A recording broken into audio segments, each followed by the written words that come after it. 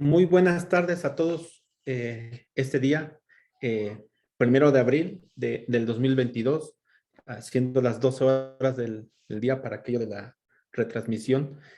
Pues hoy llegamos al punto en que tenemos que dar como punto de final del curso de Economía Financiera Contemporánea, esta sesión de presentación de diversos materiales que los miembros de la red de Economía Fiscal, Financiera y Monetaria han elaborado, han realizado, coordinado a lo largo de estos últimos años.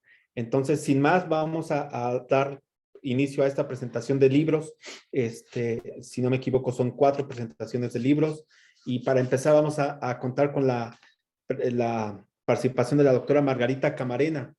Ella va a comentar el libro Teoría Monetarias Post-Keynesianas. Y solamente voy a dar una breve semblanza de la doctora Camarena, doctora en Ciencia Política de la Facultad de Ciencias Políticas y Sociales de la Universidad Nacional Autónoma de México, diplomada en Arte, Arte Contemporáneo, Apreciación a la Danza, Arqueología y Museografía, Gestión y Gobiernos Locales, Sistemas de Información, Geografía e Historia Mundial, el Renacimiento a la Posmodernidad.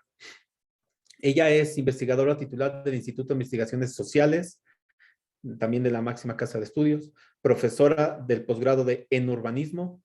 Actualmente sus líneas de investigación se centran en el estudio del lugar común en ciudades y entes y entre regiones, experiencias de lugares, cuerpos y sensibilidades sociales que organizan circulaciones prácticas y simbólicas de la ciudad.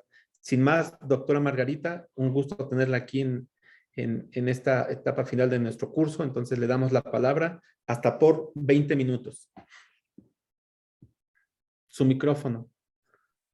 Es un enorme placer estar con todos ustedes esta tarde del 1 de abril, nuevo mes, nuevo día, un viernes maravilloso. Y voy a presentarles con mucho gusto un libro que condensa perspectivas y dilemas que enfrenta la economía mexicana, latinoamericana y mundial, precisamente por el agravamiento de las condiciones de reproducción sistémica financiera del capitalismo. Así es que agradezco mucho la invitación, los felicito y voy a compartirles pantalla directamente. Este es el moderno libro que coordina Marcia Luz, Solorza y Luna y Alejandro César López Bolaños del Instituto de Económicas y del posgrado de la Facultad de Economía. Es una obra peculiarmente significativa del debate contemporáneo desde perspectivas neo-keynesianas, que, como dice el título del libro, tiene que referirse a la teoría monetaria, a la acción monetaria, al debate que estos dos campos de interés propician y sobre todo a la conducción, a la intervención de los gobiernos en el mundo económico. Son 5 aspectos que aparecen en la pantalla a los que me voy a referir inmediatamente. El objetivo, el contexto del libro, el por qué necesita tener esta perspectiva crítica, las hipótesis centrales y la síntesis que plantean. Para comenzar, voy a pedir a nuestra estimable audiencia comparta conmigo el siguiente ejercicio de prelectura del libro que inmediatamente nos va a dar tonos, ritmos, límites, alcances y perspectivas que van a hacer eco del interés que cada uno de nosotros, cada uno de ustedes tiene. Así es que vamos a ver primero, como sería la idea original de Alicia, los contenidos reflexivos que están señalados con letras rojitas. Así que vamos a dedicar un par de minutos del tiempo que nos tienen asignado para este ejercicio común. Entonces vamos a ver los aspectos reflexivos del libro subrayados en rojita.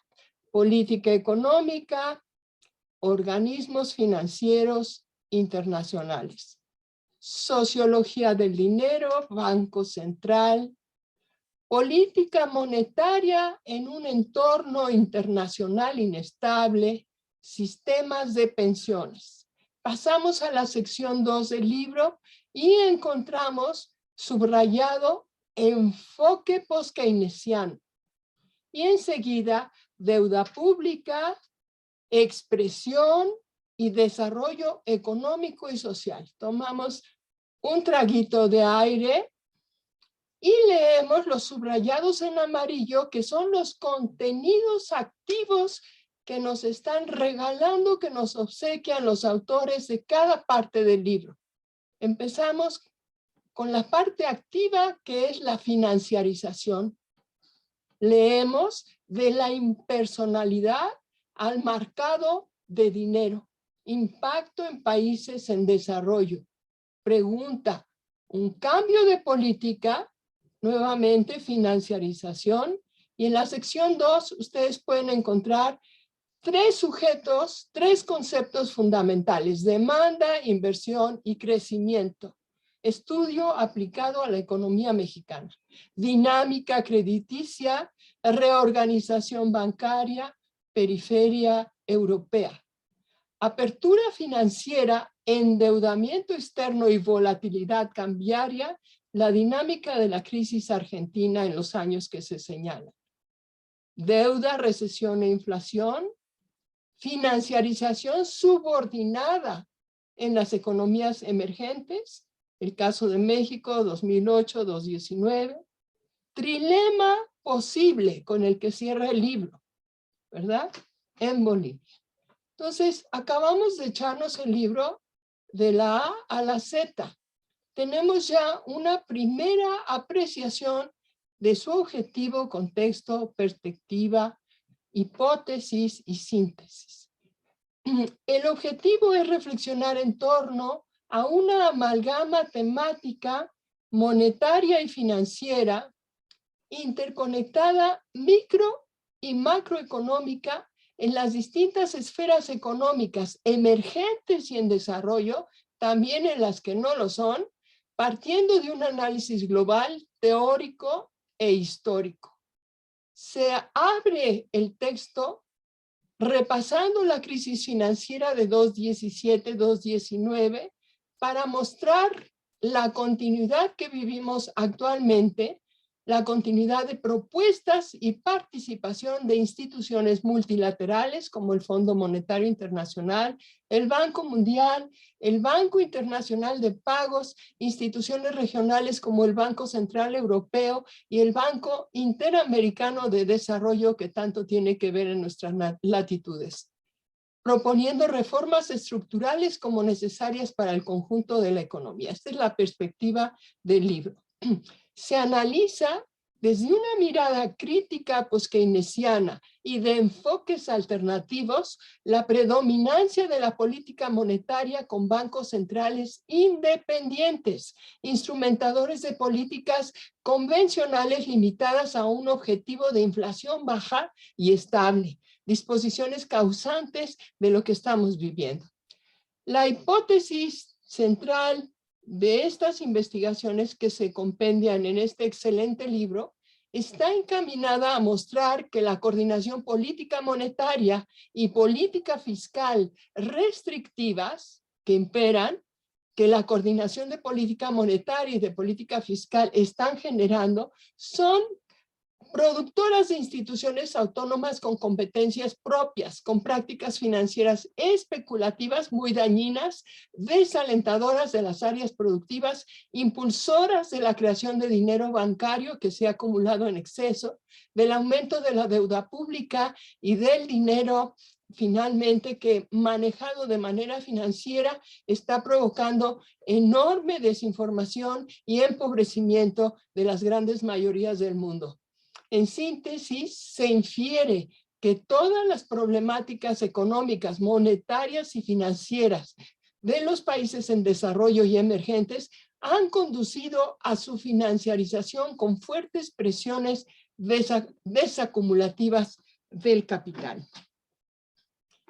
Así, este libro se propone reflexionar, y en verdad que logra mucho más que una reflexión, una propuesta sistemática en torno a la compleja temática monetaria y financiera de actualidad, interconectada, como les decía, en las escalas micro y macroeconómicas, en las esferas emergentes y en desarrollo, partiendo de una perspectiva global que hace coincidir excelente teoría, excelente crítica de la práctica financiera y una perspectiva que no abandona el énfasis histórico-geográfico.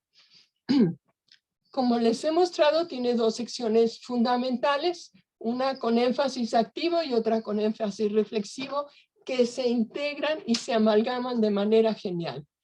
El contexto es el de la crisis financiera de 2007-2009, que de muchas maneras se prolonga hasta la actualidad y se agrega a la crisis de salud mundial que la pandemia nos ha provocado a todos nosotros. Estos problemas monetarios y fiscales continuaron siendo tratados por especialistas inscritos en esa perspectiva neoliberal de manera única, homogénea, como si todos los países presentaran una situación análoga. Es decir, característica del pensamiento lineal, ¿no? Esto muestra la continuidad de las propuestas y participación de las instituciones multilaterales que les he mencionado, que hacen más urgente la propuesta de reformas estructurales como necesarias para el conjunto de la economía mundial.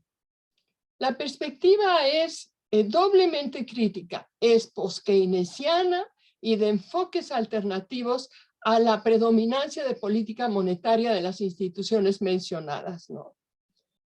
Se explica, se comprueba por qué estos objetivos de control de la inflación, estas disposiciones institucionales son causantes de mayor inestabilidad e incertidumbre, y por qué se explica por qué la aceleración del proceso de financiarización en este proceso agónico provoca una debilidad en el crecimiento económico con alta precarización del empleo. O sea, estamos en el límite, en el borde, en este proceso de necrósfera que la financiarización está agravando. La hipótesis de esta excelente selección de investigaciones está encaminada a mostrarnos cómo y por qué la coordinación de política monetaria y de política fiscal restrictivas son generadoras de instituciones autónomas con competencias económicas independientes, con prácticas especulativas que, como decía, están desalentando el crecimiento, impulsan la creación de dinero bancario, una sobreacumulación de dinero, un aumento de deuda pública y un manejo financiero de las pensiones y jubilaciones de la fuerza laboral informalizada que resulta terrible. En síntesis, la obra nos comparte de manera comprensiva, de manera previsora, de manera sintética, con los más altos estándares del conocimiento de la economía desde este enfoque post-keynesiano y en general de la economía global, de la economía local. En síntesis, infiere que todos los problemas económicos de índole monetario y financieros de los países en desarrollo y emergentes han conducido a una financiarización con fuertes presiones desacumulativas del capital. Y se demuestra por qué este esfuerzo de conocimiento invita a reaccionar y a accionar de una manera reflexiva y activa. De ahí que este libro sin duda es una invitación a leerlo, es una gran noticia de la que hay que hacer amplia difusión, porque ofrece entendimiento, perspectivas teóricas, miradas del fenómeno que nos aqueja a nivel global, a nivel local, a nivel de cada casa y de cada persona, y no acaba con la última página escrita de explicarnos por qué suceden estas cosas, qué consecuencias tienen, sino que nos invita a cada uno de los lectores a continuar con su escribir, con su leer, con su difundir. En realidad, este nuevo libro, ahora que llega a los lectores, empieza apenas a alcanzar su cometido. Ha sido mucho trabajo llegar a este momento, pero es un momento de festejo, de celebración. Se alcanza el cometido de entregar a los ojos, al entendimiento de los lectores, lo que se ha encontrado. Es decir, lograr conectar con quienes quieran descubrir que este libro les ofrece contribuciones relevantes, contribuciones que pueden guiar nuestras vidas.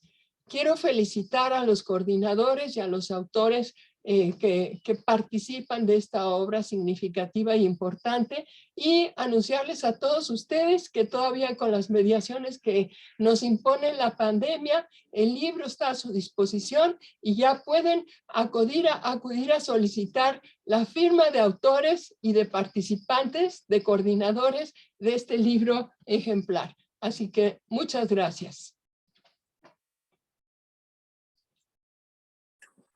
Muy amable, doctora. Gracias por su presentación y también gracias por respetar el tiempo de esta.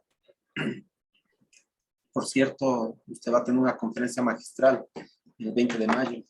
Se les hace la invitación. Consulten la página del Instituto de Investigaciones Económicas. Y en el chat les mando la información. Bien, pasamos como segunda presentación del libro con la doctora Mónica Meireles. Ella va a presentar el libro Ruta de Escape, Pandemia, Turbulencia Financiera y Alternativas de Política Económica. Una breve semblanza de la doctora Mónica Meireles, ya aquí presente. Licenciada en Economía por la Facultad de Economía de la Universidad de Sao Paulo, Brasil, con maestría en Integración de América Latina por el programa de posgrado en Integración de América Latina de la misma institución, y el doctorado por el programa de estudios latinoamericanos de la Universidad Nacional Autónoma de México. Es autora de los libros Soberanía Monetaria y Desarrollo y Pensamiento Económico Latinoamericano, Enseñanzas de la Dolarización Ecuatoriana, o un segundo libro, Crónicas Económicas, Finanzas y Desarrollo al Pormenor, y un tercer libro, Crónicas Económicas 2, Alegorías, Contornos y Contrapesos del Poder Financiero. Los tres libros mencionados son publicados por el Instituto de Investigaciones Económicas.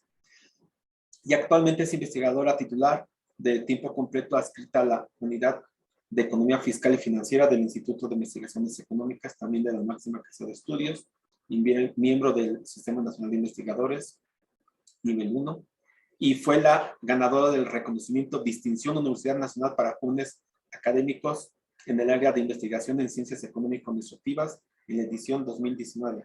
Sin más, doctora Meireles tiene la palabra hasta por 20 minutos. Muchas gracias, Roberto. Muchas gracias por la presentación. También me permito compartir pantalla. Si me pueden, de favor, confirmar si ya se ve. Lo voy a poner en grande. ¿Sí? Sí se ve.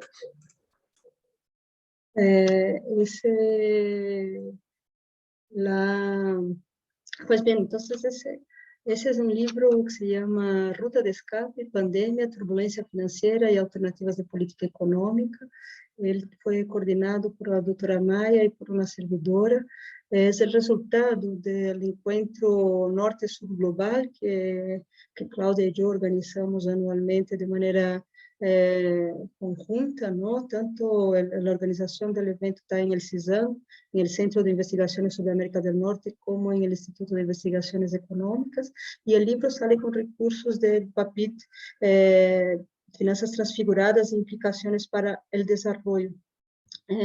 Aquí ustedes pueden ver la portada del libro, también como Margarita había comentado, ya está, el libro anterior ya está en venta en la librería de la Facultad de Economía, y ese también ya se encuentra en venta en la librería del instituto, ¿no? Ojalá a la brevedad tengamos la versión digital del mismo, ¿no? Ahora bien, ese es tuvimos, Claudia y yo, que hacer un ajuste en nuestro diseño de la investigación del PAPIT, justamente a raíz del COVID, ¿no? Entonces, no solo fue un ajuste de agendas y actividades presenciales, sino que también de eje temático, ¿no? Entonces, el COVID y los efectos económicos del COVID nos obligaron también un poco a replantear los objetivos del proyecto de investigación. Entonces, aquí lo que estamos viendo es cómo el análisis de cómo la pandemia ha demostrado que, además de que vivimos en un mundo interdependiente en el que ese flujos tecnológicos, comerciales y financieros amarran, son lazos entre economías del norte y del sur global, la pandemia significó una parálisis importante en ramas del mercado laboral y un efecto sobre la pobreza, ¿no? Un aumento de la pobreza y la desigualdad. Y lo que estamos viendo es que ese paisaje económico y también en términos de la estructuración financiera está cambiando y no regresará a ser el mismo en los escenarios post-pandémicos, ¿no? Por ejemplo, también, ¿no? Pensando en términos de servicios de pago, las finanzas han abierto la puerta para servicios digitales, una profundización en esas relaciones de pago digitales, pero simultáneamente hay cuestiones no tan positivas, vaya, ¿no? Y una de ellas es el endeudamiento, el aumento del endeudamiento, la fragilidad financiera que se acentúa, sea por donde se mida, ¿no? Sea endeudamiento de hogares, de empresas no financieras, de países, ¿no? Siendo que la deuda pública realmente, y el incremento de la deuda pública es algo deseable en un momento de catástrofe sanitaria con ramificaciones en la economía como la que estamos viviendo, ¿no? Entonces, hay nuevos desafíos en la pandemia en términos de turbulencia financiera, de política económica, de cómo repensar la integración en la globalización comercial financiera y también en términos de cambio estructural y el desarrollo, ¿no? El libro se divide en tres grandes partes, ¿no? La primera parte hemos concentrado la reflexión con mayor densidad teórica, ¿no? Eso no significa que los otros capítulos no tengan esa parte teórica en sí también, ¿no? Pero aquí, en los capítulos agrupados en la primera parte, sí tienen mayor densidad teórica, porque la reflexión teórica está en la naturaleza misma de los capítulos, vaya, pensando siempre propuestas y trayendo enfoques de economía heterodoxa que mitiguen los efectos de la crisis económica, ¿no? Ese es un libro que recompiló los resultados del encuentro norte-sur global realizado a finales de 2020, entonces estábamos en el primer año de la pandemia, ¿no? Es importante esa temporalidad, mencionar que ya estamos ahorita en abril de 2022 con otros desdoblamientos económicos de la pandemia, ¿no? Entonces esas reflexiones quedan como guía importante para pensar escenarios post-pandémicos en los capítulos de la primera parte. En la segunda parte, hemos agrupado los capítulos que piensan qué tendencia ya estaba en la inercia en los procesos de los países del sur global, ¿no? Entonces, esos son los capítulos que discuten la financiarización y los limitantes que la financiarización trae para dónde estaban paradas esas economías cuando realmente surge la pandemia, ¿no? Y finalmente, los capítulos agrupados en el tercer bloque son casos específicos de cómo fueron las respuestas de países latinoamericanos, algunos países seleccionados, a la pandemia, ¿no? Entonces, el libro, en definitiva, demuestra que en ese primer año de la pandemia, qué acciones han sido tomadas y cómo podríamos ver una salida de emergência mais imediata por essa catástrofe econômica, não? Vislumbrando essa ruta de escape, não? Essa porta de salida que teníamos como economías emergentes para hacer frente a la pandemia, ¿no? El índice, entonces aquí les presento el índice. El primer capítulo, Finanzas Públicas Funcionales, Estrategias Anticrisis, que es de autoría de la doctora Irma Manrique, quien es decana del Instituto de Investigaciones Económicas, discute toda la aportación de Ava Lerner y las finanzas funcionales como una de las estrategias para replantearse lo que es la política fiscal anticíclica y la política fiscal expansionista, haciendo frente contra la austeridad como regla de política fiscal que imperava anteriormente, não?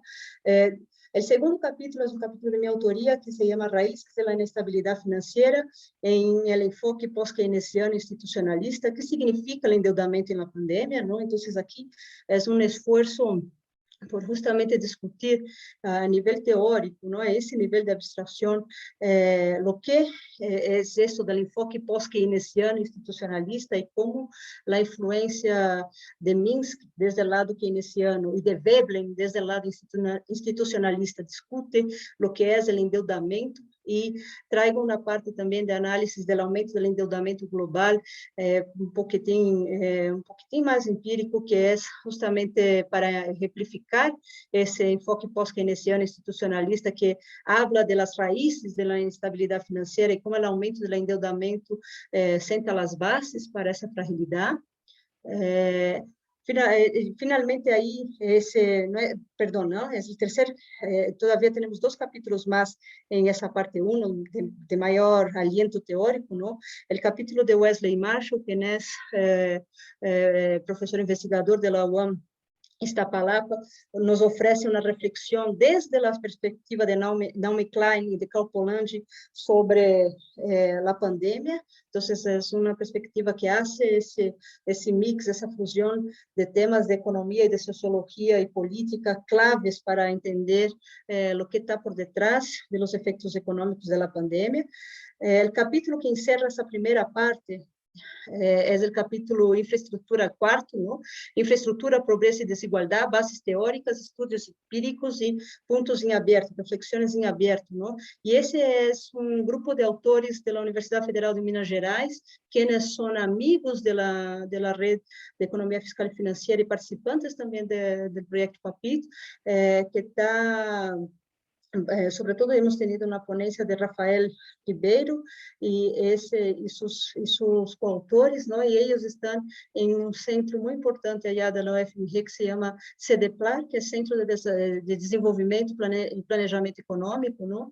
Y Rafael es un doutor em economia por la Universidade de Cambridge, então também oferece capítulo bem interessante sobre como se articula esses elementos de infraestrutura, pobreza e desigualdade, que é a cara mais visível, vaya, ¿no? De lo que estamos falando del desarreglo en el espacio financiero.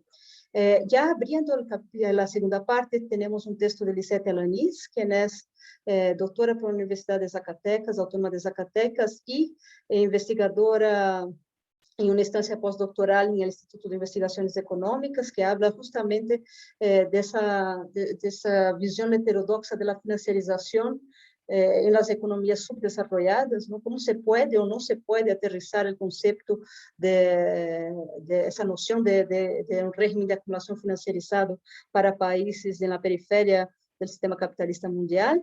El sexto capítulo, la doctora Márcia Solosa, que era una de las coordinadoras del libro que fue anteriormente presentado, nos ofrece una explicación de financiarización, construcción de la desigualdad social y laboral desde México, pero con enseñanzas hacia América Latina. Entonces, como les decía, donde la pandemia nos agarró en términos de realidad económica. El séptimo capítulo es un capítulo en coautoría por la doctora Teresa Santos López y Eufemia Basilio, ¿no? Eufemia, investigadora del Instituto de Investigaciones Económicas, se llama La política fiscal en México y las lecciones para enfrentar la crisis económica post-pandemia de COVID-19, ¿no? Entonces, de nuevo, estamos en ese marco de primer año de la pandemia y qué alternativas podemos ir encontrando para dar una respuesta a esa crisis. El octavo capítulo es de Jessica Veloz y de Nathalie Chacón. Ambas son alumnas de doctorado del posgrado de Economía de la UNAM y están estudiando un caso muy interesante, que es el caso de El Salvador, en la respuesta de la pandemia en una economía que tiene esas especificidades, ¿no? De ser dolarizada, pequeña, abierta, y ahora, ¿no? Con el gobierno de Bukele como presidente, ofrece también otros desafíos, ¿no? Que es una derecha millennial, ¿no? Ahí, entonces ese es el capítulo de Veloz y Chacón. Y finalmente, cerrando el libro, tenemos un capítulo del doctor Antonio Mendoza, quien es profesor investigador de la UAM Iztapalapa, y nos cuenta el caso de Bolivia, ¿no? Entonces habla de procesos más profundos de cambio estructural en Bolivia para explicarnos lo que es eso de la economía plural y qué alternativas un gobierno que está planteándose la economía una economía de reactivación neodesarrollista, ¿cómo se encuentra esa experiencia de cambio estructural en el marco de lo que ahí en Bolivia se llama economía plural, ¿no? Y nuevas vinculaciones entre sociedad civil y Estado en el campo económico. Ese es el libro. Ojalá disfruten la lectura. Reitero que ya se encuentra en ventas en la librería del Instituto de Investigaciones Económicas. Muchas gracias por la posibilidad de presentar. Gracias, doctora Mayreles. Creo que tenemos que creer mucho en vacaciones, ¿verdad? Bueno, como tercera presentación del día de hoy, vamos a tener al doctor Adelaide Quintana, de la Universidad Autónoma de San Luis Potosí. El doctor Quintana va a presentar el libro Un análisis de la política monetaria aplicada por los bancos centrales de países en desarrollo. Una breve semblanza del doctor Quintana, el cual es doctor en economía con estudios de maestría en estudios latinoamericanos y licenciatura en economía. Ambas carreras, títulos otorgados por la UNAM. Realizó una estancia postdoctoral en la Unidad Académica en Estudios del Desarrollo de aquí de la Universidad Autónoma de Zacatecas. Fue profesor de asignatura en la Facultad de Ingeniería y en la de Ciencias Sociales, Políticas y Sociales de la UNAM. Y actualmente es profesor de tiempo completo de la Universidad Autónoma de San Luis Potosí, Campus Zona Media. Es miembro del Sistema Nacional de Investigadores, reconocimiento a perfil deseable del PRODEP, director de tesis a nivel de licenciatura y coasesor en posgrado, y ponente en diversos seminarios y congresos, y autor de diferentes capítulos y artículos relacionados con las transformaciones y crisis del sistema bancario, financiamiento de las pymes y las microfinanzas. Doctor Quintana. Buenas tardes a todos y todas que nos escuchan aquí en el Zoom y en YouTube. Y agradecer la invitación a las coordinadoras del curso de Economía Financiera Contemporánea en esta última sesión de la presentación de los libros. Como ya lo señaló Roberto, voy a comentar un libro que se llama Un análisis de la política monetaria aplicada por los bancos centrales de países en desarrollo, y que están coordinados por Marcial Solorza y Alejandro López. Y voy a permitir rápidamente compartirlo. La pantalla, nada más la portada. Bueno, sería ¿sí? No sé si ya lo ven. Ok, bueno, entonces el presente libro que voy a comentar versa sobre un punto de suma relevancia para comprender de mejor manera la política monetaria en la actualidad. Para ello, desde las primeras líneas de este libro, los coordinadores concuerdan que es indispensable retomar sucesos económicos, financieros y monetarios que atraviesan una larga historia y que han impactado a los países en desarrollo. Estos sucesos no solo han marcado cambios, ¿no?, en la política monetaria, sino también han delineado un futuro lleno de incertidumbre, inestabilidad y crisis recurrentes. Sería complejo entender el funcionar de la política monetaria actual si no consideramos sucesos, ¿no?, previos, como la crisis y ruptura de los acuerdos de Bretton Woods en la década de los 70, las transformaciones del sistema monetario internacional, la consolidación y fuerte penetración de las corrientes teóricas monetaristas, que resalta como principio básico precisamente la neutralidad del dinero a largo plazo, la exogeneidad del dinero y la tasa natural de desempleo, que, bueno, de cierta manera son estos aspectos, que los tres últimos que mencioné son la base de la tasa natural de desempleo no aceleradora de la inflación, o la NAIRO. Además, no se puede dejar de de lado el largo y difícil camino del consenso de Washington, su decálogo, que de cierta manera ha impuesto una serie de reformas encaminadas a la liberalización y regulación del sistema económico y financiero de las naciones que lo han adoptado. En ello, en materia monetaria, los bancos centrales implementan una política monetaria comprometida con lograr la estabilidad de precios, siguiendo las propuestas teóricas del monetarismo, ¿no? Entonces, en este sentido, se han aplicado una política monetaria inspirada en conclusiones teóricas y prácticas que buscan garantizar la liquidez para minimizar los riesgos en el sistema de pagos y sin cambios drásticos en los niveles de precios en las economías. Estas ideas se conforman con lo que se conoce como el nuevo consenso monetario y su régimen de metas de inflación, ¿no? Su adopción ha implicado la construcción y defensa de la autonomía de los bancos centrales, lo que garantiza de mejor manera el alcance de los objetivos inflacionarios, ¿no? Aplicando una política monetaria que modifica un instrumento de política para alcanzar la meta fijada. Generalmente, bueno, va a ser la tasa de interés. Estas medidas son seriamente cuestionadas por economistas post-keynesianos y marxistas que rechazan estos postulados monetaristas. Y es así que la postura teórica y argumentativa que siguen los autores, los distintos capítulos que componen este libro, pues toman esta postura heterodoxa con una perspectiva obviamente crítica, ¿no? Donde se resalta que la política monetaria de algunos países en la actualidad es desencadenante de una serie de problemáticas como un bajo crecimiento, el estímulo de la especulación que impulsa el aumento de la deuda pública y privada, de burbujas de activos, como también la contracción del crédito productivo, la apreciación y depreciación del tipo de cambio y el cuestionamiento del enfoque precisamente de las metas de inflación.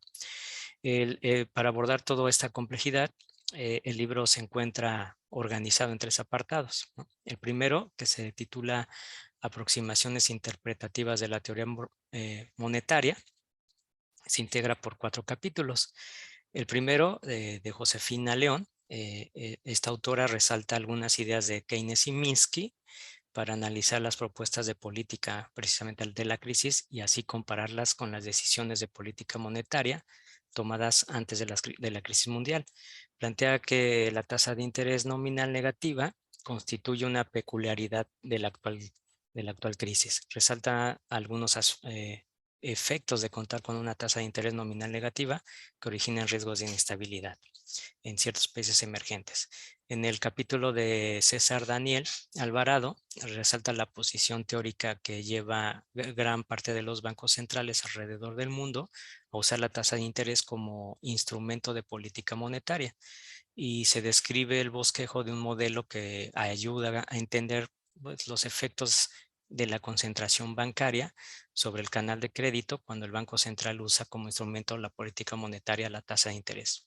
El siguiente capítulo, que es elaborado por la coordinadora del libro, Marcia Solorza, expone cómo las economías en desarrollo y emergentes en los últimos años instrumentaron reformas estructurales y han seguido un proceso de financiarización, haciendo a estas economías dependientes de los flujos de capital, ¿no? En particular de inversión de cartera. Una de las estrategias instrumentales en los mercados financieros para atraer inversión extranjera y de no residentes, prioritariamente en tendencia de endeudamiento público, ¿no? Que serían en bonos principalmente, conocido como el carry trade de divisas. El carry trade, utilizado para equilibrar la balanza de pagos, constituye una herramienta para los bancos centrales con políticas monetarias basadas precisamente en el régimen de metas de inflación. Y así la autora pues analiza esas posiciones de carry trade de paridad de tasa de interés sin cobertura y con cobertura. En el capítulo siguiente, de Eva Ugarte y Gilberto Parra, ellos reflexionan sobre la crisis financiera del 2007 al 2009, que dio lugar a numerosos análisis, ¿no?, acerca de las repercusiones de las medidas de política monetaria no convencional de los bancos centrales en los países avanzados sobre las economías emergentes. Entre las consecuencias más visibles que ellos destacan, es el mayor flujo de capitales hacia el mundo en desarrollo y sus efectos sobre los tipos de cambio, índices bursátiles y rendimiento de los bonos soberanos. Para ello, los autores apoyan una revisión sistemática de la literatura relevante, ¿no? Utilizando herramientas de bibliometría, construyendo un mapa de palabras clave que destacan los principales términos asociados al tema. En el segundo apartado, ¿no? Que tiene el título de variables clave, deuda, inflación, tipo de cambio, mercados de capitales, México y Asia, se integra por 5 capítulos. El primero de ellos, escrito por el otro coordinador del libro, Alejandro López, nos señala que después de 10 años de que inicia la crisis financiera del 2008, el endeudamiento ha crecido a niveles importantes en casi todas las economías del planeta. Esta es una deuda que abarca los sectores público, privado, no financiero y de los hogares, y que se alcanzan cifras nunca antes vistas y que compromete el patrimonio y los recursos de las generaciones próximas. Este fenómeno se vincula de manera directa con instrumentos de política monetaria, mismos que son puestos a disposición del capital ficticio que identifican a la deuda como un valioso instrumento de ganancia para los inversionistas institucionales, garantizando su pago con el ajuste fiscal y comprometiendo con ello el desarrollo de esas generaciones futuras, ¿no? Mismas que tendrán que soportar la carga de este endeudamiento.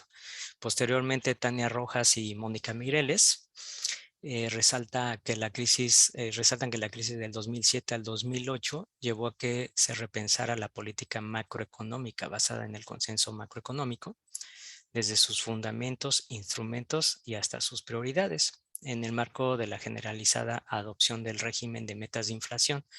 Los diseñadores de política económica estuvieron de acuerdo en lo que debían hacer era poner atención en la inflación y en la tasa de interés, su principal instrumento, ¿no?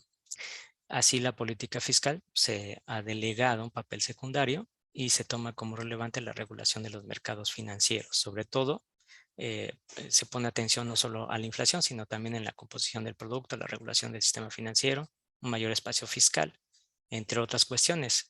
Para que todos estos objetivos, bueno, señalan las autoras que para todos estos objetivos existe más de un instrumento, ¿no? Por otra parte, Juan Ramiro de la Rosa, que es otro autor, resalta el escaso crecimiento de la economía mexicana como uno de los principales problemas en la actualidad, mostrando por qué se está en una etapa de bajo crecimiento. Se destaca el papel de las exportaciones manufactureras con una alta correlación con la importación de bienes intermedios, lo cual impide un mayor efecto multiplicador de la dinámica de las exportaciones manufactureras. La siguiente autora, que es Elizabeth Concha, nos dice que hace una historia de los bancos centrales en América Latina y una retrospectiva de su concepto y su papel, ¿no? en la economía. Ella señala que sus sucesivas organizaciones han evolucionado de una propiedad mixta o privada hacia una absoluta propiedad del gobierno, y las posturas teóricas del pensamiento económico los han llevado a evitar quiebras generalizadas para precisamente estabilizar las economías hasta solo incidir sobre un objetivo único, que en este caso pues, sería esta de la inflación, ¿no? Sobre el nivel de precios. Con el paso de los años, los intermediarios y mercados financieros se vieron envueltos con el resultado de reformas estructurales y modificaciones en los mercados de todo el mundo, a lo que los bancos centrales reducen su papel para solo controlar la oferta monetaria, sino que pasan a tener una figura de autonomía justificada, y en la práctica se tiende a generar procesos que desencadenan, acentúan o prolongan la inflación. En el último trabajo, que lo elabora Jesús Sosa, examina la experiencia reciente sobre la desmonetización puesta en práctica en la India en el año 2016. Implementar esta medida tuvo repercusiones inmediatas y de largo plazo en diferentes sectores de la población, ¿no? El análisis intenta abonar al debate que hay sobre las políticas monetarias llevan a cabo los bancos centrales en los países emergentes o en desarrollo. Y al tomar precisamente el caso de la India y como marco de referencia al proceso de globalización en curso y las desigualdades económicas, pues bueno, pues queda en evidencia esta serie de problemáticas en este país que es el que tiene mayor población, ¿no? Uno de los que tiene mayor población en el planeta. El tercer y último apartado, este se integra por 5 capítulos y se titula el análisis comparativo, ¿no? Centrado en América Latina, y comienza con el capítulo de Pablo Bortz, Nicole Toftum y Nicolás Eoya. En ellos describen cómo Argentina adoptó en enero del 2017 un régimen monetario de metas de inflación, similar al que ya varias economías de América Latina y otras emergentes habían ya adoptado. Sin embargo, y a poco de andar, es el primer ejemplo de un país con metas de inflación que se vio forzado a abandonar el régimen. En ese sentido, el caso argentino es paradigmático, ya que en menos de un año de establecer los cimientos de la nueva agenda macroeconómica, que básicamente se centró en desregulación cambiaria y pago a fondos buitre, registró una fuerte crisis de balance de pagos que incluyó una grave recesión y la solicitud de la asistencia del Fondo Monetario Internacional en un programa de tipo stand-by. Entonces, el estallido de la crisis y la inflación cambiaria hicieron que el Banco Central nunca logre estabilizar las expectativas y el régimen fracasó. La crisis dejó a la economía en una grave recesión y con una deuda externa en una posición financiera muy delicada, producto de la fuerte subida del riesgo país, ¿no? Posteriormente, María del Carmen Ruiz resalta si Chile, Colombia y México presentaron problemas de credibilidad cambiaria durante el periodo del 2008 al 2018. En este lapso de tiempo se caracteriza por una inestabilidad, ¿no? Que abarca precisamente la crisis subprime en los Estados Unidos en el 2008 y 2009 y el establecimiento del régimen monetario no convencional como estrategia de política para superarla por parte del Banco de la Reserva Federal. Para ella emplea la hipótesis de temor a flotar propuesta por Guillermo Calvo y Carmen Reinhardt, y que se basa en el análisis de las varianzas de tres variables y que precisamente esas tres variables son las reservas internacionales, la tasa de interés de la política y el tipo de cambio nominal. Y establece 2 niveles de temor a flotar, y los resultados que ella obtiene muestran que las 3 economías presentan problemas de credibilidad cambiaria, ubicándolas en el nivel temor a flotar 1. Y Gwendolyn Bravo, posteriormente, menciona que el funcionamiento de la política monetaria aplicada en la economía de Brasil y México, cuyo desempeño ha quedado comprometido por la ejecución de un régimen de metas de inflación establecido a finales de la década de los 90, precisamente examina las implicaciones, ¿no?, de esta forma de política monetaria, tanto en el crédito como en el financiamiento proveniente del sistema bancario local. Posteriormente, a Andrés Arauz menciona que la sabiduría convencional alega que con la dolarización se importa la política monetaria de los Estados Unidos. Entonces, él resalta que dicha afirmación es errónea, que se basa en un desconocimiento profundo del funcionamiento de los sistemas monetarios y generalmente se sustenta en un reduccionismo de lo que significa la política monetaria. Este autor realiza una lectura de la política monetaria entendida ampliamente como el conjunto de decisiones que influyen o determinan la creación y destrucción del dinero y su distribución. En particular, se enfoca en la creación de dólares en el Ecuador dolarizado, en el marco teórico de la jerarquía monetaria y el rol que cumple el sistema de pagos en la política monetaria. El dinero electrónico, entendido como un sistema de pagos de baja liquidación bruta en tiempo real con dinero de banca central, también lo incorpora en el análisis. Y finalmente, el último autor, Antonio Mendoza, menciona que Bolivia inicia a partir del año 2006 un cambio profundo en donde se establecen las bases del nuevo modelo económico, social, comunitario, productivo, el cual va a determinar profundas transformaciones, ¿no?, en la concepción de la política económica en este país. En el nuevo modelo destacan los alcances en la construcción de un Estado plurinacional con mayor participación en los procesos de gestión económica para el rescate de la soberanía nacional. Y en el ámbito financiero y monetario, este autor subraya un nuevo consenso macroeconómico. En dicho consenso se impulsa una coordinación macroeconómica entre el Ejecutivo y el Banco Central a través del régimen monetario del Banco Central de Bolivia, precisamente para diseñar políticas contracíclicas, ¿no? Con el fin de atenuar el ciclo económico bajo un enfoque heterodoxo que se ajusta más a la realidad económica nacional y así fortalecer el ejercicio de la soberanía monetaria y de cierta manera los procesos de bolivianización orientados a cambiar de manera permanente las estructuras, ¿no? Que determinan el subdesarrollo en este país y con ello, bueno, superar el subdesarrollo. A grandes rasgos, pues bueno, es un libro que busca contribuir al debate de la política monetaria con una perspectiva alternativa al pensamiento económico y a esta teoría hegemónica, ¿no?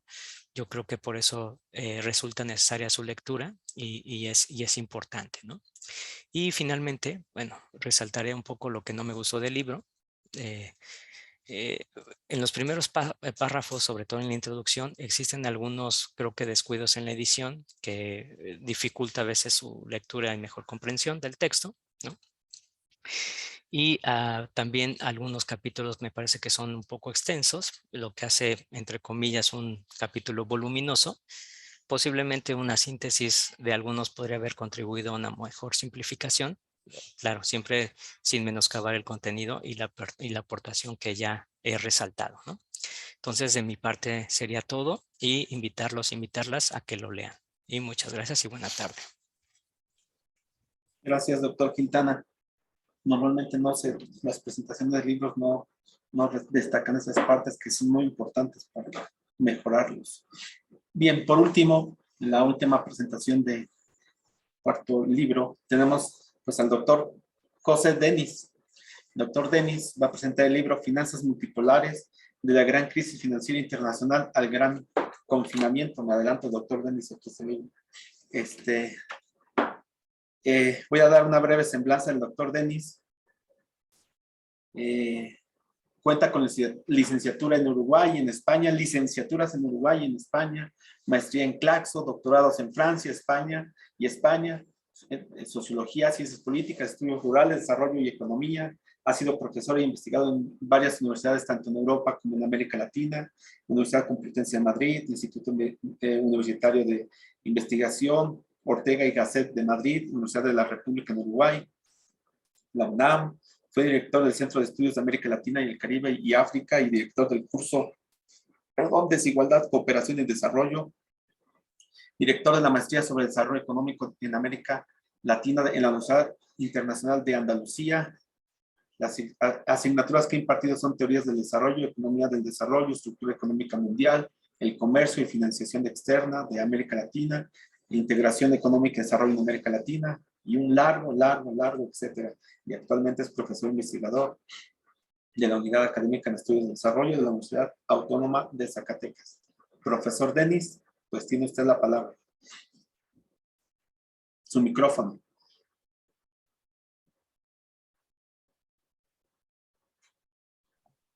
Exacto. Muchas gracias, doctor, por su presentación. Un gusto en saludarles a todos y todas presentes hoy, gente amiga, colegas, desconocidos, pero seguramente a partir de hoy algo más conocidos. Yo no traje nada preparado. Simplemente he hecho un esquema que no voy a proyectar y sobre el que me voy a basar. Aprovecho el hecho de la antigüedad con un largo etcétera, duplicando, triplicando edades de muchos de ustedes. En todo caso, mi agradecimiento a quienes me han permitido estar hoy comentando este libro. El libro que ya mostró la tapa Roberto Soto, que agradezco, fue coordinado por Alicia Girón y Eugenia Correa. Y el título es Finanzas Multipolares. y como continuidad del título, de la gran crisis financiera internacional al gran confinamiento. ¿Qué decir del tema? Pues ya no más hablar de la gran crisis financiera internacional, he ahí un tema altamente relevante para una publicación. Pero si a eso le añadimos el gran confinamiento, la segunda parte del título, pues obviamente nos encontramos con otra gran crisis. Digamos, la primera hace ya algo más de 10 años y esta última todavía la estamos viviendo, aunque todavía los efectos más profundos no los conozcamos. Pero el título central son dos términos que como conceptos y como visión estratégica me parecen muy fundamentales. Finanzas y multipolares. Interesante porque ahí en ese título ya hay una propuesta, aunque sea potencialmente, aunque sea simplemente indicativa. Para quienes quieran saber qué hay detrás de este título, pues lean el libro. Es mi mejor recomendación ya desde el inicio. Pero sí me parece que es realmente un éxito, hasta diría, de diseño, de carátula, de libro, el titularlo Finanzas multipolares. Dentro de unos instantes voy al tema. O sea, la relevancia del tema ya está señalado en el título. La relevancia de las coordinadoras, ¿qué les voy a decir? Todos las conocemos, todos sabemos de ellas y ya es garantía de que hay calidad, que hay propuesta, que hay tema del que vamos a aprender todas y todos, cualquiera sea nuestras edades. Los autores, yo diría, si han sido seleccionados por ella, autores y autoras, naturalmente, pues ya también son garantía de que ahí hay gente que aporta información, conocimiento y en esa medida aplausos para todos y todas de cada uno de ellas y ellos. Yéndome ya más al contenido. Dejo al final un comentario, pero que ya lo anuncio, del fragmento del discurso de Xi Jinping, presidente de la República Popular de China, que me parece bien interesante y que no es casual que haya sido elegido, que fue expresado este discurso en el Foro Económico de Davos de hace un año atrás, un poquito más, en enero del 2021. Y me voy ya más al contenido. El presente libro lo dice explícitamente en la introducción, las coordinadoras, es el resultado de la discusión entre varios miembros del, por un lado, el Seminario de Economía Fiscal Financiera y por otro lado, de la Red de Economía Fiscal Financiera y Monetaria. Me parece importante porque el libro es fruto de una discusión de ámbitos institucionales como son el citado seminario y la citada red. Y ya también cito lo que las propias coordinadoras explícitamente dicen cuál es la gran aportación de la obra.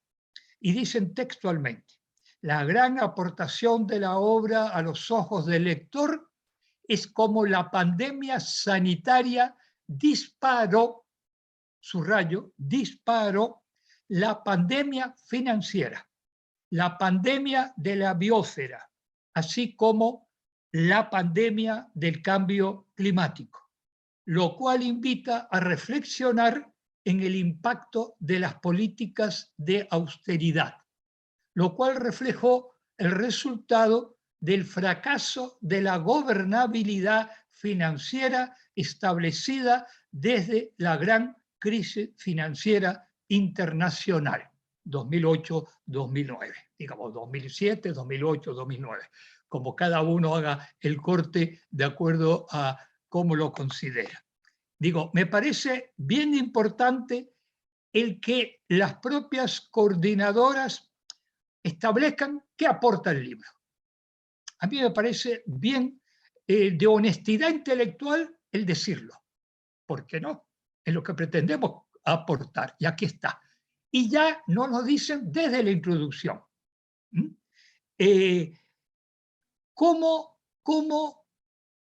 ¿Qué más puede decir uno? Si yo me basara en la propuesta metodológica de la exposición de Margarita Camarena, diría, la cito a la primera expositora, diría, ahí hay ya una hipótesis de trabajo, con una conclusión, en la propia frase donde se señala, donde se cruzan las variables y donde se extrae un resultado. Genial.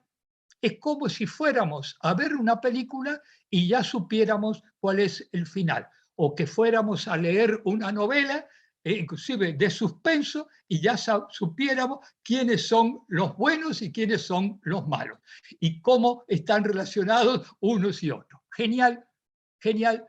A partir de esa tranquilidad que le da al lector, pues uno ya empieza a leer la obra. Y la obra, obviamente,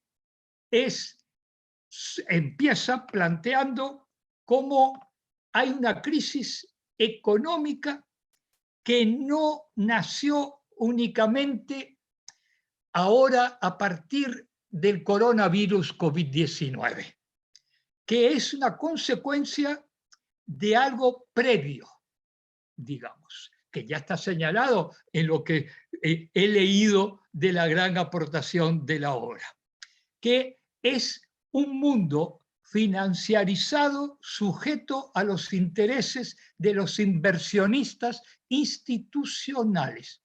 He ahí el sujeto principal de este libro. Los inversionistas institucionales y sus intereses, o los intereses de los inversionistas institucionales. ¿Qué reflejó la pandemia? Pues yo diría con otro lenguaje, puso mucho más al desnudo cómo funciona el sistema, y puso más al desnudo el fracaso de la gobernabilidad financiera, que tiene este fracaso ya un antecedente cercano, y es la gran crisis financiera internacional. Esto quiere decir que el sistema donde se produjo o se ha producido este mundo financiarizado nació con la gran crisis financiera internacional del 2008. No, tampoco, pero sí he ahí un antecedente inmediato, cercano, una década, un poco más, digamos, que nos explica este fracaso de la gobernabilidad financiera actual. Y por lo tanto, usando el propio lenguaje de las autoras, además de pandemia sanitaria, hay una pandemia financiera, de la biosfera, del cambio climático, etcétera, etcétera, etcétera. Y esto hay que reflexionarlo, como señalan las autoras, las coordinadoras, perdón, y también autoras, obviamente, en el impacto que han tenido en la crisis económica actual las políticas de austeridad. He aquí una tercera dimensión o una tercera variable presente en el análisis de este libro. Las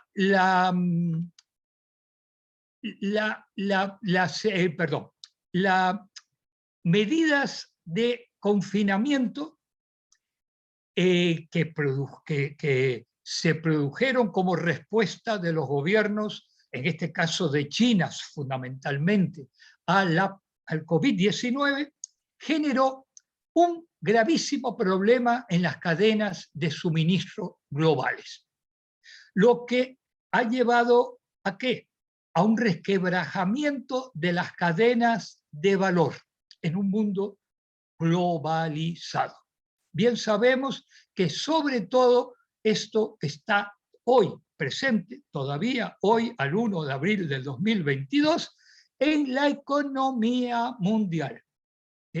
Como resultado, entre otros países, pero fundamentalmente de los inversionistas estadounidenses, europeos y japoneses que concentraron la buena parte de la producción en China. Esto es donde el proceso productivo a nivel mundial, creando desde las esferas gubernamentales una estrategia global llamada de la ruta de la seda, que a no olvidarnos no solo implica a Asia o una parte de Asia, a una parte de África y a toda Europa, sino también cada vez más a una parte, hoy por hoy, de América Latina y el Caribe.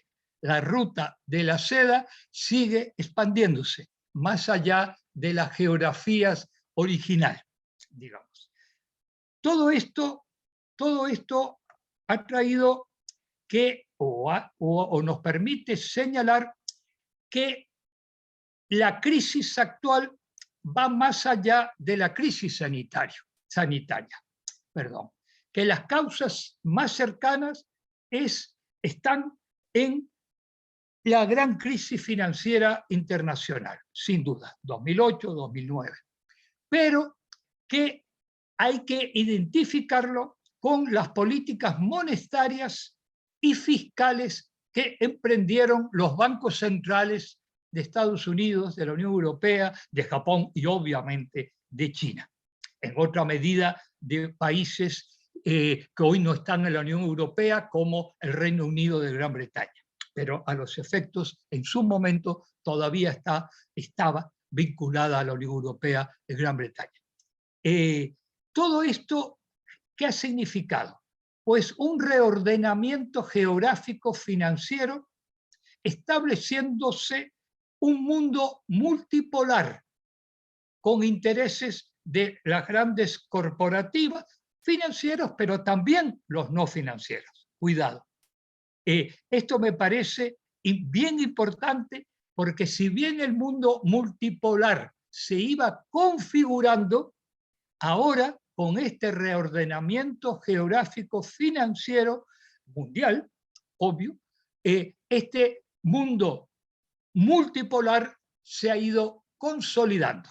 Yo diría que en alguna medida la propia guerra ruso-ucraniana, en la que estamos todavía un mes después identificados como hecho día a día, es una expresión de este mundo multipolar con intereses diferentes, de este reordenamiento geográfico financiero y también geopolítico, de construcción hacia un mundo nuevo, hacia donde nos dirigen sobre todo las élites mundiales.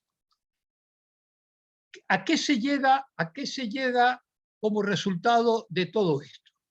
Al fracaso de las políticas monetarias y fiscales implementadas bajo la austeridad. ¿Por qué? Porque esta crisis se manifiesta bajo la forma de explotación de los recursos naturales, el cambio climático, el elevado desempleo, la nueva economía digital, la cadena de bloques, el daño a la biosfera y sobre todo la evidencia de lo que dijimos al principio, del fracaso de las políticas monetarias y fiscales implementadas bajo la austeridad. Con otro lenguaje, si ustedes quieren, el fracaso de un modelo de desarrollo que nos ha traído estos resultados negativos. E inclusive, si queremos hacer una lectura más profunda de la propia guerra ruso-ucraniana, pues tendríamos que ahí también entrar a discutir qué elementos vinculados a los recursos naturales existen. ¿Qué geopolítica de recursos naturales, de intereses, de controles existe? Para entender la propia guerra, para entender lo que significa esta situación que está generando otros nuevos efectos, como bien sabemos. Por ejemplo, cuando se creó un sistema de transferencias financieras, el SWIFT, como para defender las transacciones económicas, cómo ahora se utiliza como instrumento político para afectar al país o al gobierno invasor de Ucrania, o sea, al gobierno de Putin de Rusia, de la Federación de Rusia. Pues bien, la nueva configuración nos presenta un mundo con finanzas multipolares, pero asimétricas. Si no le añadimos el calificativo de asimétricas, es como cuando uno dice que hay interdependencia entre el centro y la periferia. Pero cuidado, interdependencias asimétricas, como este mundo de finanzas multipolares son asimétricas, porque si no, no viviríamos en una sociedad capitalista de desigualdades, de grandes asimetrías, algunas de ellas consolidadas con estas políticas a las que los autores y autoras de este libro hacen referencia. Pues bien, con este mundo de finanzas multipolares asimétricas se ha ido rompiendo la hegemonía tradicional. He aquí lo nuevo, lo inédito, y lo que nos lleva a nuevos desafíos teóricos, políticos, prácticos, para los próximos días, semanas, años, obviamente. Dicho todo esto, la obra se mueve desde una perspectiva heterodoxa, como ya corresponde a las autoras y a las coordinadoras y a las y los autores del libro. La publicación está dividida en dos partes. Una primera se titula Financiamiento y experiencias post-crisis. Y la segunda, Gobernabilidad financiera frente a la COVID-19. En la primera, pues participan varios autores, concretamente 8 autores, y en la segunda 3 autores, o sea, 8 capítulos y 3 más que forman los 11 capítulos que conforman el libro. No voy a entrar a ver cada uno de los capítulos porque ya me voy pasando de tiempo y no quiero abusar de los presentes y oyentes, inclusive en YouTube, no solamente en la web del Instituto de Investigaciones Económicas. Pero sí decirle los títulos, aunque más no sea. El capítulo 1 se titula Tendencias mundiales de inversión y financiamiento, y lo escribió Jesús Sosa. El segundo se titula Multipolaridad y política monetaria en un entorno de dominio financiero, y lo escribió José Francisco Reyes. El tercero se titula Integración de los mercados financieros globales, transformaciones empresariales, importante, y el avance de la financiarización, y lo escribió Gregorio Vidal. El capítulo cuarto, titulado Financiarización y mercado hipotecario en México y Turquía. Interesante análisis comparativo escrito por Marcia Solorza. El capítulo 5 es la expansión de los grandes bancos panafricanos, también escrito en este caso por Gwendolyn Bravo. El sexto capítulo es regionalización financiera, nueva banca extranjera y bancos translatinos. Subrayo lo de bancos translatinos, firmado por Mónica Meireles. El séptimo es la banca multilateral de desarrollo en América Latina. Vania López lo redactó. El octavo capítulo es Futuro del sistema de pensiones en México en un entorno multipolar, escrito por Roberto Soto y Lisette Alanís. En la segunda parte, gobernabilidad financiera frente a la COVID-19, pues el capítulo 9 lo escribe una de las dos coordinadoras, Alicia Girón, y se titula Gobernabilidad financiera en un mundo multipolar, un antes y un después de la COVID-19. El capítulo 10 se titula Flujos de capital, gobernabilidad financiera y el gran confinamiento, firmado por Aderaj Quintana.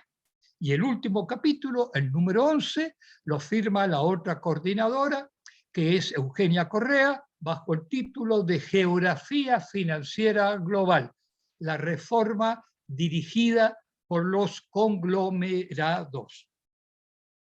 Se acabó el libro.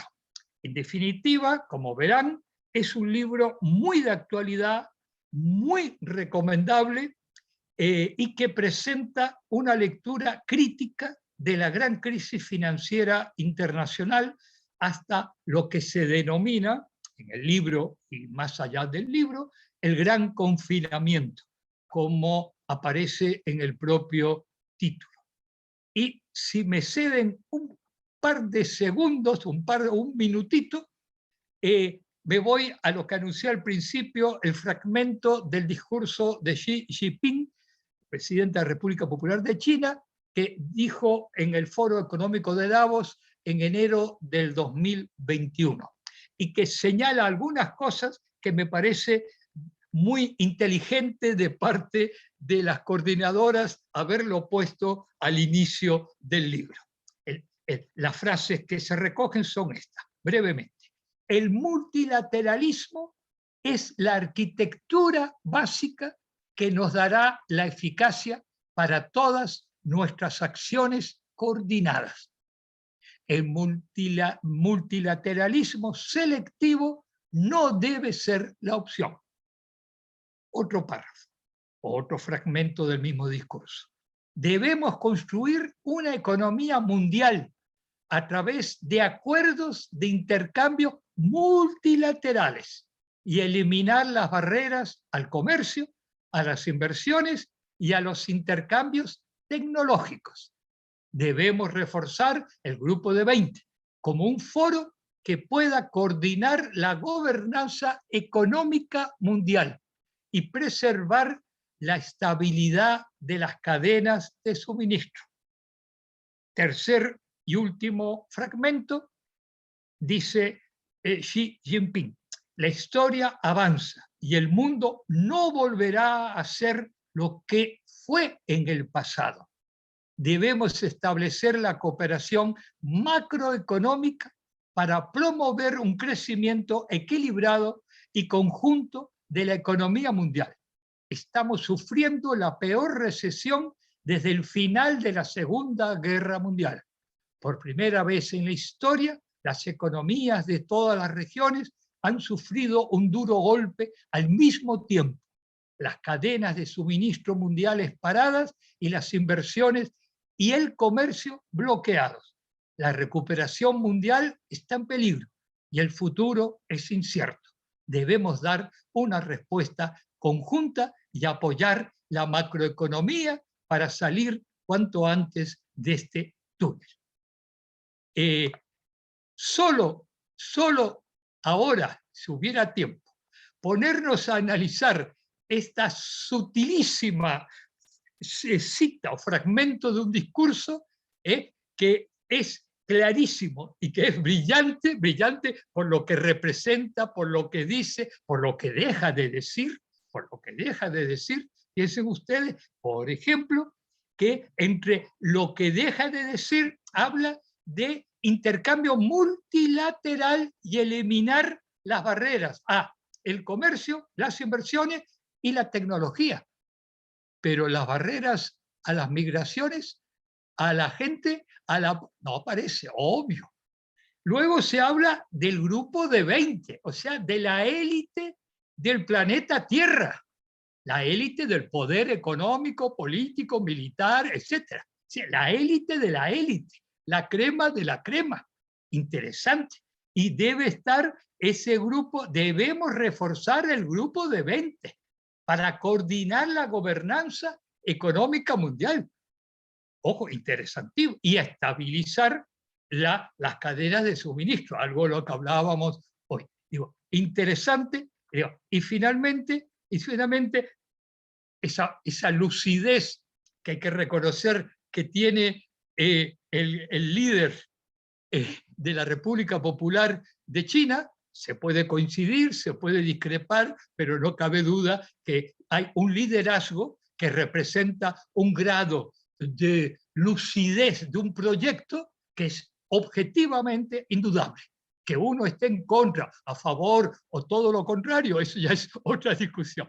Cuando dice que el mundo no volverá a ser lo que fue en el pasado. Obviamente que no. Y que la recuperación mundial está en peligro y el futuro es incierto, yo diría que ahora, hoy, un mes después de la invasión rusa a Ucrania, aún más, digamos. Y que hay que dar una respuesta conjunta, sin duda. Los países que no forman el grupo de 20, por ejemplo. Los otros países de América Latina que no forman parte del grupo de 20. Lo digo muy sutilmente, digamos, y políticamente correcto, para que no sea mal, digo, ¿qué hacen? ¿Qué dicen? ¿Qué se plantean? Claro, etcétera, etcétera, etcétera. Este fragmento, la verdad, me parece un magnífico broche de oro de este libro, que es excelente y que da pie para muchas más investigaciones, para muchos más trabajos, y que por lo tanto hay que leerlo como seguramente los libros que anteriormente fueron comentados. Digo, no estoy poniendo a este como el único, digo, uno de los libros que hay que leer como fruto de la reunión de hoy es precisamente este. Nada más, muchas gracias y perdón porque me pasé un poquito del tiempo. No, no hay ningún problema, doctor Denis. Bueno, para concluir este evento le vamos a dar la palabra propiamente a los coordinadores de cada uno de los libros en el mismo orden que se presentaron.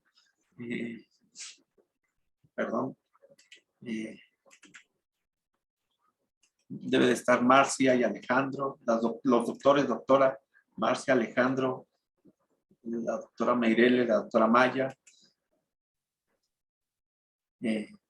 todos los coordinadores, espero que estén presentes. Entonces, del mismo orden que se presentaron, si gustan hacer algún comentario breve de 5 minutos, en mismo orden. Marcia, si tú quieres hacer el comentario, adelante. Bien, 5 minutos, por favor. Gracias, Alejandro. Bueno, ¿es un comentario sobre el libro o es ya el pregunto y les pido del seminario, del curso? No, comentarios sobre el libro. Comentarios sobre el libro. Bueno, quiero agradecer en primer término a la doctora Margarita Camarena y al doctor Adera Quintana por haber aceptado y realizado la presentación de los libros que hemos coordinado el doctor Alejandro López y una servidora. Y no me resta más que decir que han sido excelentes presentaciones, se han apegado estrictamente al contenido del libro y que efectivamente el segundo libro es un libro editorialmente mejor cuidado, ampliamente mejor cuidado que el primero, en la medida de que se tiene que saber que provienen de la Facultad de Economía y bueno, al inicio todo es una situación y posteriormente podemos avanzar, pero quiero agradecer también a todos y cada uno de aquellos que hicieron posible el libro, porque nos permitieron poder presentar sus trabajos en él, poder coordinarlos, darlos a conocer tanto a nuestros estudiantes como a la universidad y al conjunto de los estudiosos del tema en política monetaria. Y además también a todos aquellos que participaron en la edición y fueron quienes pudieron compactar finalmente ambos ejemplares. Creo que son de gran utilidad para quienes están interesados en conocer más acerca de los temas en general y en particular, sobre la política monetaria que están aplicando en nuestras economías emergentes y en desarrollo existentes en el mundo, porque no solamente tocamos los temas sobre América Latina, sino también sobre países de Asia e incluso algunos países que han sido poco trabajados en el ámbito latinoamericano.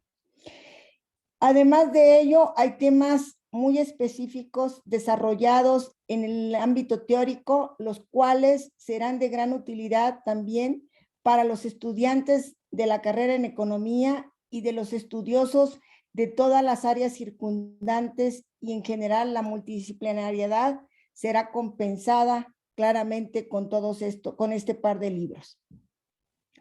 Creo que conocer hoy día la política de inflation targeting es de gran relevancia para todos y cada uno de nosotros, no solamente quienes acudimos a la universidad como estudiantes y como docentes, sino también al público en general, porque es la política que día a día tenemos que enfrentar cuando nosotros realizamos nuestra actividad diaria de demanda y también cuando nos empleamos como trabajadores.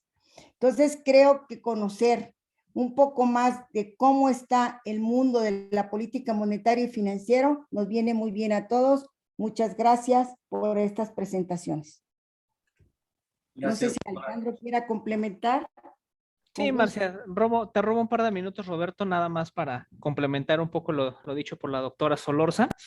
Pues sí hay que agradecer mucho el trabajo de todos los compañeros que tan amablemente nos aportan su tiempo, sus espacios para poder publicar estos materiales. En primer lugar, pues bueno, los trabajos con los proyectos PAPIT, pues siempre implica manejar recursos de la universidad, y por lo tanto también queremos agradecer a la DEGAPA, que tan amablemente nos evalúa, nos hace recomendaciones, y esto es parte de la vida académica y es muy necesario que sea así. Y también siempre están dispuestos a mejorar cuando nosotros les solicitamos algún apoyo en particular. Comento esto porque, bueno, los dos primeros eventos que derivaron en estos libros, uno logró hacerse en la Facultad de Economía, logramos traer al profesor Pablo Borz a la facultad. Otro se hizo ya en el Instituto de Investigaciones Económicas, nos acompañó el doctor Nicolás Ceolla, y después se nos vino la pandemia. Y entonces, pues obviamente seguimos contando con el apoyo institucional, específicamente del instituto, que nos ha apoyado en la realización de los eventos posteriores y las conferencias que han derivado de ellos, motivo por el cual vuelvo a hacer el comercial para que nos acompañen el próximo día 20 de mayo, que la conferencia de la doctora Margarita Camarena es parte de estos eventos que hacemos en el marco del proyecto. Editar libros no es sencillo, y menos en este contexto pandémico. Sabemos que incluso el trabajo en casa muchas veces nos distrae de nuestras actividades académicas. Estamos ya elaborando otro libro que esperemos que salga a la luz antes de que termine este primer semestre, pero bueno, de este año estamos trabajando en ello. Entonces, pues también es agradecer mucho que los compañeros, cuando se citan a los eventos, a los seminarios, pues estén dispuestos a colaborar con nosotros y que estén en una muy buena disposición a entregarnos su material, ser sujeto de revisiones, de correcciones, de dictámenes, de corretizas por pedirles la fecha de entrega, ya se cumplió, ya se venció, pero en fin, esto es parte de este trabajo, esto es parte de esto que nos gusta hacer apasionadamente. Y como bien lo dijo la doctora Solorza, pues agradecer infinitamente a quienes en estos años de trabajo en este proyecto PAPIT nos han acompañado, nos seguirán acompañando, y pues aquí, pese a la pandemia, nosotros seguimos trabajando, esperemos que por muchos, muchos años más, como ha venido sucediendo en estos últimos años. Entonces, pues bueno, Roberto, no quito más tiempo. Muchas gracias. Gracias, Alejandro. Doctora Meireles o doctora Maya.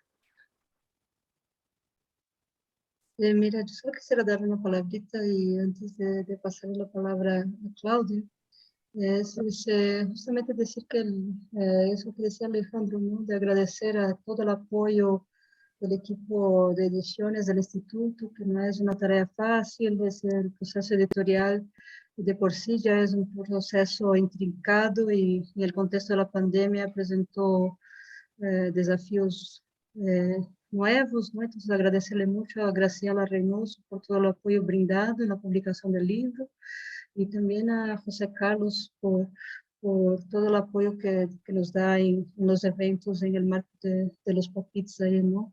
Entonces, y destacar de nuevo esa idea de que hay un denominador común en todos los capítulos, que es ese enfoque de economía crítica, de distintas matices del pensamiento heterodoxo en economía financiera, y que eso enriquece el trabajo, ¿no? No sé si Claudia anda por ahí. Sí.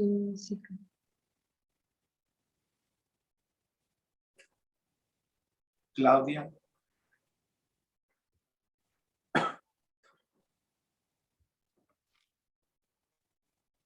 No la veo. Bueno, entonces ese es el mensaje. Muchas gracias a todos por sus contribuciones también al proyecto. Gracias, Mónica. Y por último, doctora Girón. Sí, muchas gracias, doctor Soto. Bueno, en primer lugar, felicitarnos por esta final del curso de Economía Financiera Contemporánea, porque, bueno, los libros que se presentan hoy son parte, pues, de una red que se formó con la doctora Eugenia Correa. Yo diría que vamos a cumplir casi 30, bueno, ya 30 años de estar trabajando juntos y que esto es el resultado, pues, de todas aquellas semillas que se sembraron, ¿verdad? A lo largo de estas 3 décadas y que, bueno, ahora nuestros estudiantes son nuestros colegas y da un gusto que ellos estén presentando sus libros. Se presentan 4, pero eso no quiere decir que faltaron otros. O sea, mínimo hay uno de Jesús Sosa que no se presentó, pero también hay otro de Claudia y de Mónica, que también tengo aquí, que no, bueno, no sé por qué, pero tampoco se presentó, y otro de Claudia, que también es un libro sobre financiarización, y Mónica también tiene otros chiquitos que son como libros de divulgación muy interesantes. Entonces, bueno, con esto pues se cierra este curso de economía financiera contemporánea, pero sí quisiera, al igual que Mónica lo ha hecho, dar un agradecimiento especial a lo que es el Departamento de Ediciones del Instituto de Investigaciones Económicas. Es impresionante la calidad con la que salen los libros del instituto. Es un largo proceso lo que hace todo el equipo de ese departamento y, por supuesto, también darles las gracias a los dictaminadores, que a veces no ayudan mucho. A veces, desgraciadamente, cuando se habla de economía financiera, pues el comité académico de las publicaciones no periódicas creen que economía financiera pues es hacer modelos económicos y mandan nuestros textos a gente que trabaja la economía financiera desde un punto de vista totalmente ortodoxo. Y esto pues sí crea un conflicto, porque a la hora que uno recibe los dictámenes, pues los dictámenes no tienen, o sea, ni pies ni cabeza, y entonces efectivamente yo sí hoy estoy casada con que los dictámenes son muy importantes, pero siempre hay que enviarse a la gente adecuada que puede dar un dictamen y que además puede dar su tiempo, porque desgraciadamente los dictámenes, todo el proceso de dictaminación, cuando uno dictamina, no es reconocido por nuestros sistemas de evaluación. Entonces, pues gracias a los dictaminadores, gracias al Comité de Publicaciones No Periódicas del Instituto y, por supuesto, a Graciela. Y también, pues, quisiera agradecer a todos los que participaron en este seminario, que justo ese seminario, por ser el 20º, es resultado del 20º seminario, o sea, del 10 años de haber iniciado el Seminario de Economía Fiscal y Financiera, y resulta que se trabajó muchísimo el seminario, e incluso las constancias en papel se quedaron pues en el cubículo ahí en el Instituto de Misiones Económicas, porque el instituto se cerró una semana antes de la fecha programada para el seminario. Entonces fue un seminario que esos trabajos se discutieron ya por la plataforma Zoom que nos proporcionó la UNAM, y fueron como casi 3 discusiones hasta que se entregó el libro, y posteriormente fue terminado. También quisiera decir que, bueno, es el último libro con mi colega, ¿verdad? Eugenia, y que, bueno, era un libro que ya habíamos dicho que no iba a salir, pero justo cuando nos enteramos de su enfermedad, bueno, yo definitivamente lo entregamos minutos antes de que se nos fuera. Entonces, pues con ello, pues muchísimas gracias. Pepe es como siempre un excelente amigo, un excelente comentario del libro, y nos dejas pues muchísimas reflexiones para seguir continuando. Y claro, el discurso de Xi Jinping es el que se está, de alguna manera, es el que sobresale, y el futuro imperio con todo el libro y los libros que ha estado escrito Xi Jinping, y además la ideología que está prevaleciendo en China, y que bueno, ahora es interesante a partir de este evento de Ucrania, ¿verdad? Y lo que hay detrás, sobre todo lo que hay detrás, y lo que no sabemos porque solamente leemos, pues The Economist, el Wall Street, Financial Times y todos los periódicos en México y Sudamérica que recogen esas noticias, y que desgraciadamente tendríamos que estar también del otro lado. Realmente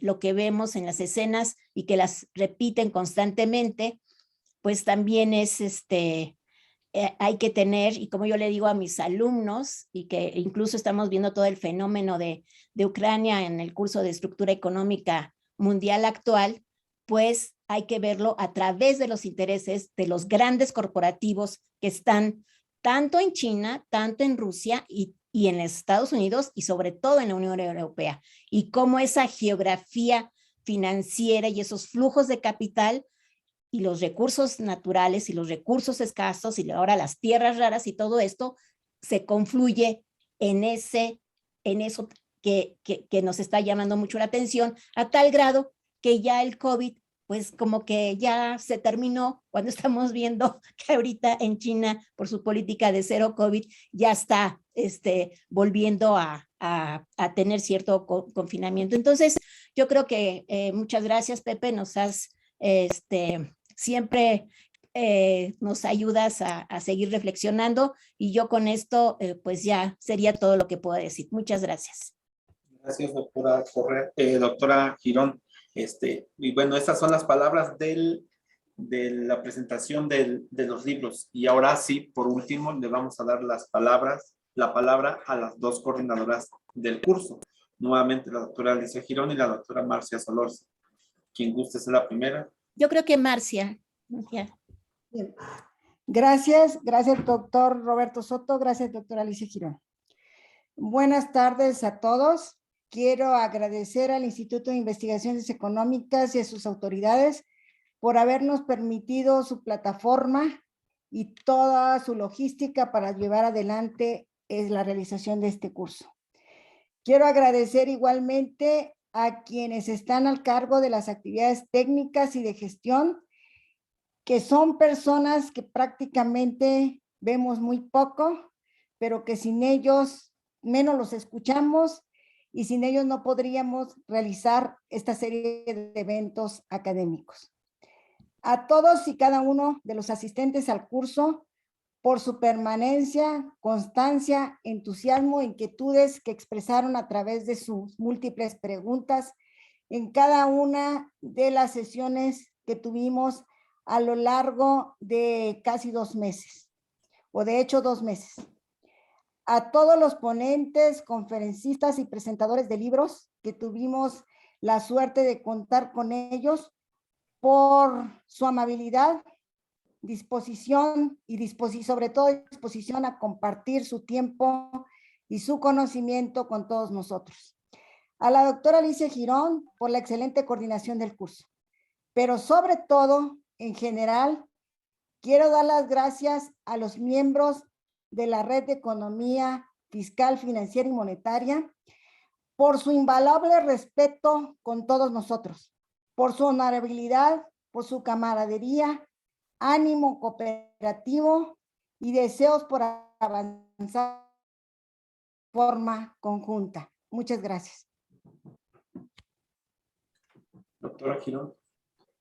No, pues Marcia ya mencionó toda la diáspora que está detrás de este curso y bueno, yo agradecer pues sí a José Carlos, que siempre está dispuesto, sobre todo para todas las actividades de la Red de Economía Fiscal, Financiera y Monetaria. Muchísimas gracias, José Carlos. Es un gusto que aguantes siempre todas nuestras actividades y sobre todo también a José Luis Maya, que también está detrás de esto en la logística, y a nuestro alumno de doctorado, Daniel Mirón, que es el que lleva las redes del Facebook y del Twitter, y bueno, también ha estado detrás. Entonces, pues sí, esto fue gracias a todas aquellas personas que son invisibles, pero que en este momento todo su trabajo se muestra en los libros. Y bueno, pues muchísimas gracias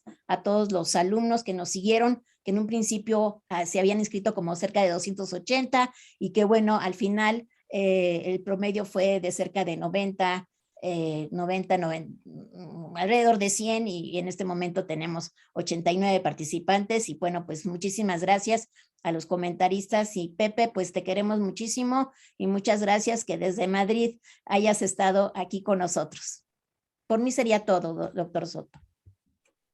Bueno, sin más, pues damos las gracias a las organizadoras y principalmente pues a todos los participantes que han estado aquí durante todo este tiempo, porque igual sin ellos tampoco podríamos tener el curso.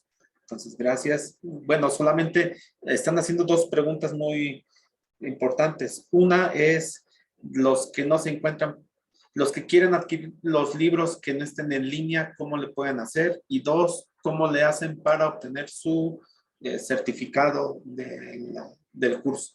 Son las dos preguntas, si alguien las puede responder. Mira, yo le daría la palabra si José Carlos es el que puede explicar cómo pueden sacar la constancia. O sea, va a haber, o sea, la constancia, hay ciertas reglas, creo que era el 80% de asistencias, pero quizás José Carlos, no sé, él puede saber. Y los libros se venden, ya lo dijo la doctora Solorza, me imagino que en la Facultad de Economía y en el Instituto de Investigaciones Económicas. Entonces, no sé si José Carlos pueda decir lo técnico, cómo bajar la constancia. Hola, buenas tardes a todos. Un gusto saludarlos y agradezco mucho sus felicitaciones y de igual forma las felicitaciones para este curso. Y bueno, sobre las constancias, me parece que directamente difusión se va a encargar de acuerdo al número de personas que hayan cumplido con el 80% de la asistencia, en contactarlas vía correo electrónico, en lo que seguimos con este sistema en línea y ellos, en su caso de tener aprobatoriamente el 80% de asistencia, les hará llegar, yo creo que la constancia de forma digital. De todos modos, vamos a estar en contacto vía correo electrónico con los alumnos.